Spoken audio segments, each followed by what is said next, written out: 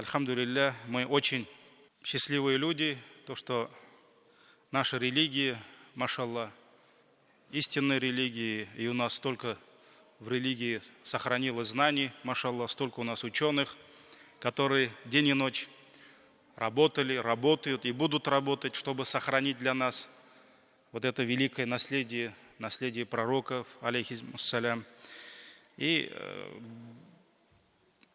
был выбор, несколько книг, например, вот книга «Причина», в котором пишется про причины прощения, через какие дела, через какие деяния Аллах прощает грехи своим рабам. Ну, иншаллах, это будет, если Аллах даст возможность, на следующем году. А так, в этом году я все-таки решил остановиться на уроках дуа, иншаллах. Уроки мольбы. Несколько лет назад, года 4, наверное, назад, я как-то начал давать эти уроки, но мы прошли только какую-то часть этих уроков, и там и сидящие на уроке были другие, и у меня тема была еще, может быть, не очень готова. И вот эта книга эти уроки будут основываться на труды одного ученого, шейха Абдуразака, хафизахуллах. В 99-м или 2000 году один брат, который учится в Медине, он как-то отправил через паломников, хаджиев, мне один том книги «Фикхуль ад'аяти валь адкар». И вот когда я прочитал этот том, который был посвящен именно дуа, теме дуа, мольбы, и когда я прочитал эту книгу, машаллах, я влюбился в нее, потому что действительно, когда вот читаешь какую-то книгу, машаллах, проникаешься этой книги и получаешь от нее пользу только тогда, когда, наверное, влюбляешься в эту книгу. И потом, через год я нашел еще первый том этой книги, который был посвящен зикрам, поминаниям Аллаха, все вот эти секреты, мудрость поминания, смысл поминания Аллаха. И лет 5 назад, когда уже сам совершал умру, мне братья дали уже 4-томник. Это новое издание этой книги «Тасхихуль ад'аяти валь адкар», «Фикхуль ад'аяти валь адкар», который состоит из 2 больших книг, ну, каждая книга 2 тома. И вот, иншаллах, один том из этой книги посвящен уроку фикху дуа, уроки дуа, иншаллах. Сегодня у нас будет включительная часть, иншаллах, вступительная часть. И я прошу Аллаха, чтобы Аллах дал мне, вам искренность. И напоминаю всем, в первую очередь себе, что Аллах принимает только дела, которые совершаются искренне, ради Его довольства, ради Его лика. И прошу у Аллаха, чтобы эти наши встречи были, иншаллах, с продолжением, продолжительными. И намерение у меня такое, если сможем дойти до конца, до мая, наверное, до апреля, мы должны будем пройти где-то чуть меньше 20 уроков. И каждый урок будет посвящен одной теме, которая раскрывает вот это великое поклонение дуа, иншаллах. Сразу скажу, что какие-то дуа, зикры мы не будем проходить, не будем учить, потому что это не тот урок, а будем, иншаллах, изучать смысл, секреты дуа, ценности дуа, по каким причинам Аллах Тааля принимает наши дуа и по каким причинам, из-за каких причин Аллах обратно возвращает наши дуа, не принимает.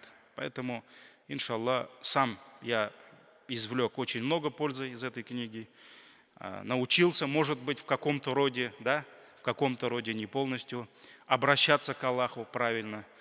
И поэтому, иншаллах, хочу и поделиться с вами.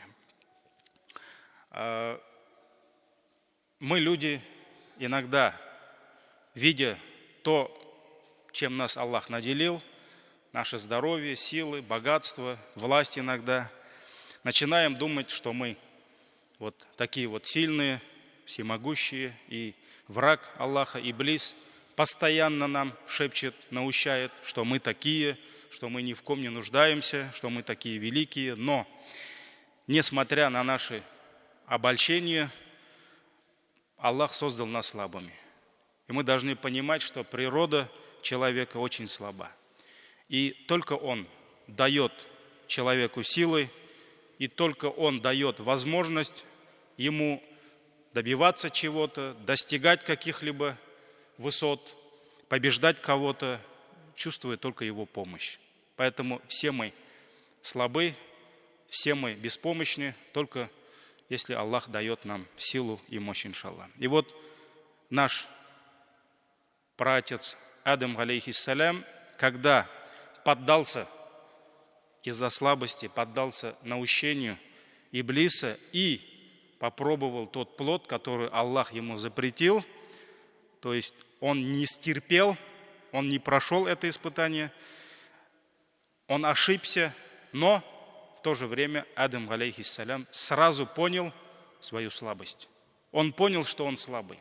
Он понял, что он не смог победить себя. И вернулся к Аллаху. Понимая свою слабость, понимая свою ничтожность, он вернулся к Аллаху, искренне покаялся, и Аллах простил его. И когда он каялся, он понимал, что если Аллах не простит его, он будет погублен. И никто не спасет его от Аллаха, от гнева, наказания Аллаха, кроме Всевышнего Аллаха. И вот он понял это, обратился к Аллаху искренне, Аллах, понимая его слабость, альхамдулилля, простил его. И вот каждый человек, он слаб, он ничтожен перед Создателем, и он никогда не должен забывать про эту слабость.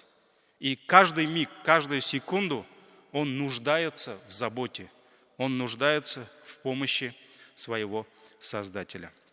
И вот даже сегодняшнее достижения современной науки, альхамдулилля, помогают нам понять ничтожность человека. Аллах дает нам возможность понять это. Вот мы сегодня познаем землю, на которой мы живем. Мы знаем сегодня, что, оказывается, есть планета, есть солнечная система, есть галактики, есть Вселенная, где мы живем.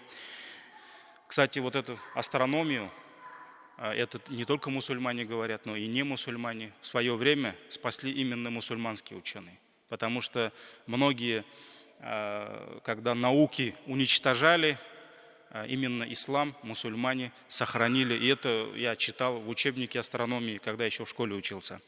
И вот эта наука показала нам, что есть огромная Вселенная. И эта Вселенная, альхамдулилля, велика. И величие вот этих творений, которые показывает нам наука, да, это миллионы галактик, это звезды, это планеты, это Солнце, да, вот величие этих небесных тел сердце верующего обязано видеть величие Творца. Почему Аллах создал эти великие тела небесные и дал нам возможность познать все это? Потому что любое величие любого создания указывает на величие Создателя. Вот даже если взять Солнце, да, издревле история религии показывает, что многие народы поклонялись Солнцу. Почему? Потому что они видели в Солнце какое-то величие, могущество, что вот оно дает свет, тепло, и без него никак не получается. Так ведь? Но Аллах, дав силу, мощь, свет, тепло, энергию Солнцу, показывает свое величие. Если вот это ничтожное творение, оно такое сильное, могущее, представьте себе, какой могущий, великий Создатель всего этого. И вот, когда изучаешь, видишь все это, возникает вопрос, а кто такой человек вот в этой Вселенной? Кто он такой? Его размер, если сравнить даже с Землей, планетой, где мы живем, не стоит даже точки. Мы даже не точка мы в этой. на этой планете. Если сравнить планету Земля с Солнцем, которое тоже не очень-то большое в галактике, да? Наша планета Земля – это точка. Где-то Солнце тоже точка. Поэтому Аллах Тааля говорит, посмотрите то, что на небесах и то, что на земле. Мы должны это все видеть. Мы должны все это, об этом размышлять. И мы очень маленькие. И все вот эти миллионы галактик, что мы изучаем сегодня, да, и часть, которую Аллах дает нам знать, это, может быть, все это одна часть только из 7 небес. Поэтому мы очень маленькие. Но, и вот здесь вспоминаешь фараона, который в свое время возомнил себя Господом Египта, Господом Нила, который забрался на вершину, созвал весь народ и сказал: «Ана роббукумуль агля», «Я ваш Господь наивысочайший, и я не знаю для вас другого Господа, кроме себя», заставлял поклоняться всем. И вот если сегодня, зная вот эти уже науки, если сегодня представить вот этого фараончика, который возомнил себя Господом, Богом, да, который даже точки не стоит по сравнению с Египтом, да, а планета Земля – это галактики, это Вселенная. Поэтому люди, они очень маленькие, очень слабые. Но представьте себе, машаллах, читая книгу Аллаха, Коран, читая хадисы пророка, алейхиссаляту вассалям, изучая милость Аллаха по отношению к своим рабам, мы видим, сколько внимания уделяет Аллах, сколько заботы, милости проявляет Аллах по отношению к нам. Любой его раб, в любое время дня и ночи, нет никаких ограничений, нет даже времени запрета, да? В любое время дня и ночи, с любой точки земли он может напрямую, без предварительной записи, без посредников, своими словами на своем языке обратиться к Создателю небес и земли. Вот это просто удивительно. Многие, даже мусульмане, люди не задумываются об этом. Вот мы еще, иншаллах, целый урок будет посвящен этому. Вот дуа не ограничивается временем. Есть время, когда нельзя совершать намаз, но можно совершать дуа. То есть нет времени у дуа, чтобы нельзя вот в это время дуа делать. Мы дуа делаем, иншаллах. Дуа не требует от нас какого-то места определенного. С любого места мы можем обратиться к Аллаху. Нет, нигде не написано, чтобы дуа было только на арабском языке. То есть сколько наций, сколько языков, пожалуйста, человек может обратиться к Аллаху на своем языке, своими словами. И даже мы видим небольшие, может быть, руководители, они также пишут на своих приемных часы приема, что только в это время он может принять, у него есть возможность. Условия пишут, что нужно записываться за неделю, за месяц, да? Нужно проходить через охрану, через приемную и так далее, и так далее. Сколько дверей. А тут, альхамдулилля, когда ты захотел, ты можешь сидя обратиться к нему, можешь лежа. Когда мы лежим на кровати, мы тоже можем дуа делать, иншаллах. В сторону кибла это сунна, можно и не поворачиваться в сторону кибла. У тебя тахарат есть, тахарат нет, ты все равно можешь обратиться к нему. Поэтому вот это, машаллах, милость Аллаха. Это милость Аллаха, и мы в любое время можем воззвать к Нему, попросить у Него о помощи. И вот Всевышний Аллах в Коране говорит: «Ваида са'аляка ибади анни», и когда рабы мои, Аллах говорит, и когда рабы мои спросят у тебя обо мне, если люди начнут спрашивать обо мне, фа инни кариб, ведь я близок. Аллах близок. Альхамдулилля, Аллах близок. И я уджибу да'вата да'и иза да'ан. Я отвечу на зов молящегося, когда он взывает ко мне. Аллах говорит: расскажи это людям, моим рабам, скажи, что если, когда они взывают ко мне, я слышу их мольбы, я отвечу им, когда они взывают ко мне. Фальястаджибу ли, и пусть они тоже отвечают мне, валью минуби, и веруют в меня, ла'аллахум яршудун, И тогда, быть может, они последуют верным путем. Это сура Аль-Бакара, 186 аят. Поэтому Аллах говорит нам: просите у меня. И много других аятов, где Аллах Тааля призывает нас, повелевает нам, чтобы мы взывали к Нему, чтобы мы просили у Него помощь. И эти аяты, иншаллах, мы с вами еще прочтем в следующих уроках. И вот дуа – это арабское слово, мольба. В арабском языке образован от глагола да'a. Да'a, яд'у, дуаун, то есть позвать, взывать. И слово даже призыв, да'ва, да, когда ты призываешь кого-то, вот это однокоренные слова. И вот когда рабы, понимая свою слабость и понимая всемогущность Создателя, они обращаются к Нему смиренно, искренне. Вот это и есть наша дуа, альхамдулилля. И дуа является величайшим поклонением перед Всевышним Аллахом. И на эту тему у нас будет отдельный урок, что это великое поклонение. И почему, несмотря на то, что, может быть, оно более легкое поклонение, да, оно является одним из самых великих поклонений. Это у нас будет отдельный урок. И вот, альхамдулилля, дуа.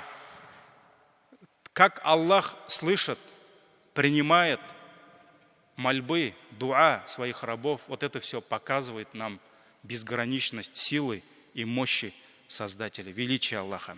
Когда кто-либо из людей вот достигает каких-то высот, там, на работе, по званию, да, мы его иногда начинаем подкалывать. О, ты сейчас у нас стал большим начальником, наверное, у тебя уже времени на нас больше не будет, так ведь ты будешь всегда занят.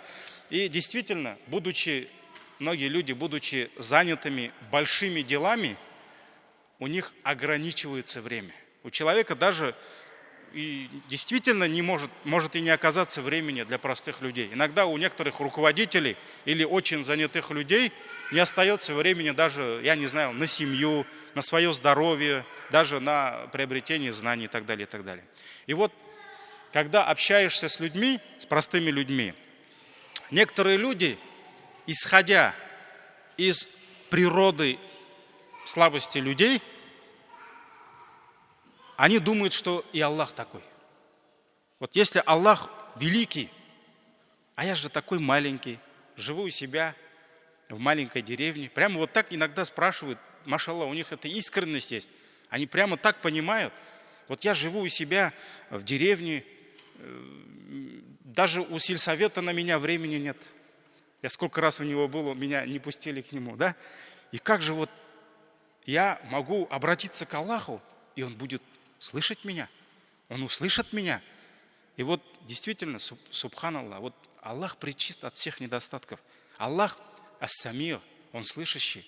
Аллах аль-алим, Он знающий, и Он слышит мольбы взывающих к Нему. Он знает самые тайные чувства, которые хранятся в глубинах наших душ. И если в один миг не только жители этой деревни, про которую мы говорили, да, если жители земли, небес, люди, джинны, ангелы, звери, птицы, насекомые, если все вместе обратятся к Аллаху. Если сегодня, как говорят, живет на земле более 7 миллиардов людей, если эти 7 миллиардов людей поднимут более чем 14 миллионов рук, да, и обратятся к Аллаху, каждый на своем языке. Вот в один миг, в одну секунду. Есть же такая компания, там в один день, в один час все отключают свет, да? Ну, чтобы экономия была бюджету, да?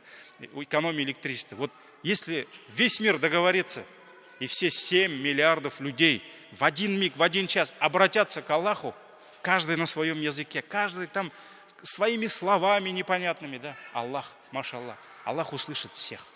И то, что Аллах слышит одного раба, это не мешает ему слышать другого раба.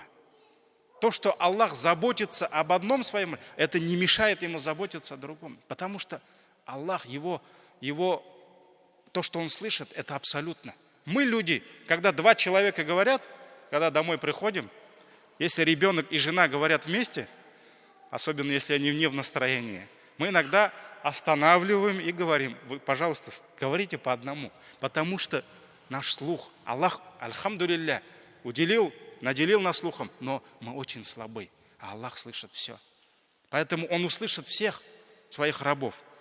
И если Он захочет, Он примет все их дуа, все их мольбы, иншаллах. И Аллах, милость Аллаха безгранична, и Он слышит мольбы не только людей. Да, мы можем сказать, что все-таки люди, они избранные существа, создание Всевышнего Аллаха. Аллах говорит: «Лакад халакнал инсана фи ахсани таквим». Воистину я создал людей в наилучшем образе. Но Аллах, помимо людей, Он слышит мольбы искренние и зверей, и птиц, и насекомых. Альхамдулилля, Аллах слышит и отвечает им. И передается очень многие шейхи, имамы в Мекке, я уж не стал перепроверять это предание, передается, что Сулейман, алейхиссалям, созвал свое войско, свой народ, и они вышли в пустыню, чтобы попросить вместе, чтобы людей было много, чтобы рук было много. Он собрал все войско, и они направились в пустыню, чтобы попросить у Аллаха дождя, чтобы Аллах избавил их от засухи. И когда они подошли к пустыне, он увидел, как муравей, маленький муравей. А мы знаем, что Сулейман, одно из чудес Сулеймана, алейхиссалям, он слышал, понимал язык птиц, насекомых, зверей. И он увидел, как маленький муравей поднимает свои лапки и обращается к Аллаху: «О Аллах, дай нам дождь. О Аллах, надели нам, дай нам свою милость, напои нас дождем». Потому что помимо людей и насекомые, и птицы, все нуждаются в воде, все нуждаются в пропитании.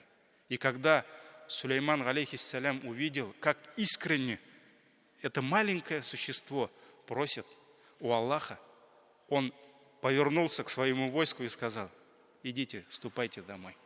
Ибо Аллах принял дуа того, который воззвал к нему прежде вас, до вас. И все направились домой. И Аллах, машаллах, по милости принял дуа муравья и напоил их водой. Поэтому Всевышний Аллах через искреннюю мольбу вот этого маленького насекомого напоил, альхамдулилля, и всех людей, и всю живность. И очень часто мы в сунне пророка, алейхиссаляту вассалям, видим, что посланник Аллаха, когда обращался к Аллаху и просил у Аллаха дождь, он говорил: «О Аллах, напои своих животных, напои свои растения». Потому что, несмотря на то, что мы, люди грешны, погружаемся в грехи, эти звери безгрешные, эти насекомые, птицы, растения, они тоже нуждаются в воде. Поэтому он иногда просил дождь именно для этих созданий. И вот, альхамдулилля, это есть милость Аллаха, и это есть, машаллах, величие дуа. И Аллах Всевышний так пожелал, что многие из наших родителей, бабушек, дедушек, если даже они не прошли испытания, вот эти 70-80 лет, да, они не ушли так бесследно, многие оставили и намаз, хотя еще в 50-х, 40-х годах, машаллах, в деревнях еще никто из женщин без платка не выходил. Вот наши бабушки говорили, только после 50-х годов женщины начали выходить без платка на улицу. Да? Многие намаз совершали, но испытания многие не прошли, оставили намаз, оставили уразу. Хадж был труднодоступен, поэтому тех, кто совершал хадж, было очень-очень мало. Это нам, альхамдулилля, сегодня намного проще совершать хадж. Но вот именно дуа, машаллах, все-таки во многих семьях, во многих людей, все-таки дуа, вот это поклонение, оно осталось.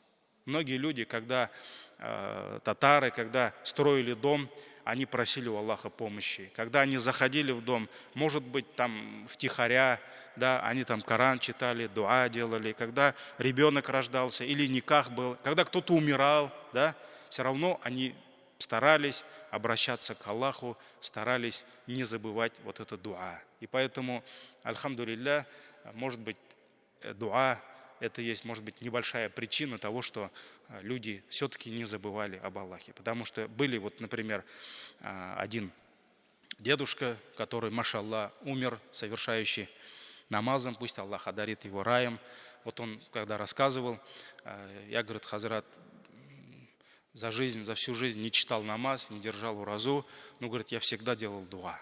Меня бабушка научила всегда просить у Аллаха, я всегда просил, а потом вот Аллах как-то раскрыл мое сердце, и, машаллах, я понял, что только дуа для меня уже не хватает, недостаточно. И я начал изучать книги, и, машаллах, сколько лет он, 10 или 15 лет перед смертью он был, альхамдулилля, молящимся, и, иншаллах, умер с намазом, и пусть Аллах одарит его раем. Поэтому дуа, оно всегда было близко для нас. И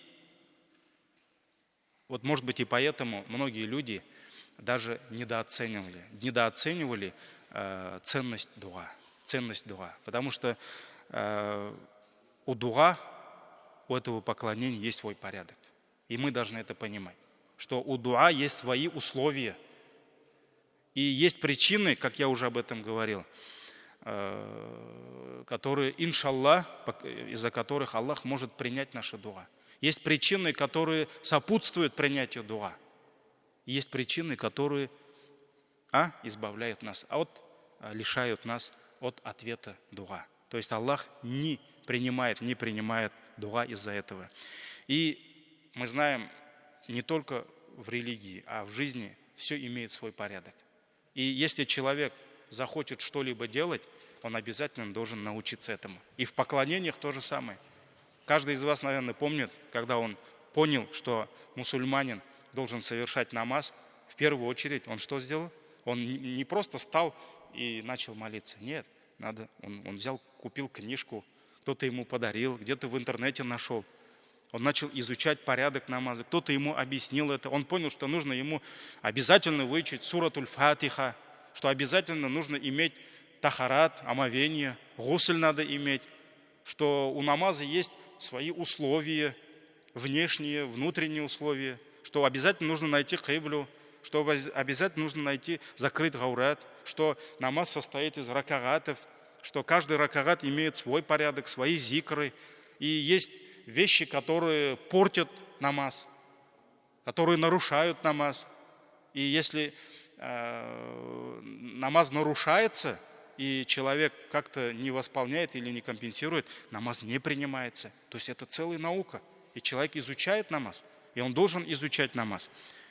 Но и то же самое касается и руза, поста, и хадж. Вот ошибка многих паломников, они идут в хадж, приезжают в Медину, прилетают в Мекку и начинают учиться хаджу. Да? И пока они совершают хадж, они совершают столько ошибок. И очень многие хаджи и паломники потом говорят, вот я хочу еще раз совершить хадж, потому что сейчас только я понял, после хаджа, сколько я совершил ошибок. А Аллах даст тебе второй раз совершать хадж. И Аллах компенсирует ли те ошибки, которые... Аллах прощающий. Поэтому в каждом деле есть свой порядок. И этот порядок надо изучать. И, к сожалению, многие, даже наши братья и сестры, которые познали суть религии, которые, машаллах, читают Коран, которые, машаллах, совершают пятикратный намаз, многие братья и сестры не понимают, что у дуа, у этого поклонения есть свой порядок. И этот порядок нужно изучать. Многие думают, что а что такое дуа? Поднимаешь руки и просишь у Аллаха, и все. Нет. Дуа это поклонение, которое имеет свой порядок, и этот порядок, иншаллах, должны изучать. И альхамдулилля, наш любимый пророк, саллаллаху алейхи вассалям, так же, как он нам объяснил порядок намаза, объяснил порядок поста, объяснил порядок хаджа, объяснил нам семейные ценности и другие, он нам объяснил порядок. Весь порядок дуа. Как мы должны обращаться, к кому мы должны обращаться с дуа. Как мы должны обращаться, с чего мы должны начинать и чем мы должны завершать дуа. Это все очень важно. И от этого зависит, принимается ли у нас дуа или нет. Очень часто, вот, особенно те, которые еще не встали на намаз, не стали соблюдающими мусульмане, но уже тянутся, они говорят: Хазрат, вот я столько дуа делаю, а Аллах почему-то не слышит мои дуа. Аллах слышит, но Аллах решает, Он будет принимать это дуа или нет. Но во всех случаях, потому что Аллах в Коране сказал: «Вакаля раббукум уд'уни астаджиб лакум». Аллах сказал, и сказал ваш Господь, повелел: «Уд'уни», взывайте ко мне, просите у меня, астаджиб лакум, а я отвечу вам. То есть этот аят мы еще десятки раз пройдем, иншаллах. То есть Аллах приказал нам взывать к Нему, делать дуа, просить у Него, обращаться к Нему. И Аллах обещал нам и сказал: астаджиб лакум, если вы будете взывать ко мне, я обязательно отвечу вам. И Аллах отвечает на мольбу. Но наши дуа иногда недостойны того, чтобы Аллах принял эти дуа. Поэтому очень много ошибок мы совершаем при совершении этого поклонения. Очень много причин мы создаем, чтобы Аллах не принял наше дуа. И вот, иншаллах, про это мы с вами будем говорить. Но сегодня уж как бы урок будет таким вступительным, я сразу сказал, короче. Но, иншаллах, каждый урок, наверное, будет где-то на 40-50 минут, иншаллах. После намаза, вот, ночного намаза мы будем начинать, но, иншаллах, до 8 будем завершать. Поэтому следующий урок, иншаллах, у нас будет продолжение темы дуа. Пусть Аллах Тааля, еще раз прошу у Него, чтобы Он дал нам искренность. Я прошу у Аллаха полезных знаний, так же, как просил у Аллаха пророк, посланник Аллаха, саллаллаху алейхи ва саллям, полезных знаний. И прибегаю к Нему, чтобы Аллах защитил нас от бесполезных знаний. И пусть те знания, которые мы, иншаллах, находим, приобретаем, которые дает нам Аллах, они будут причиной наших благих деяний.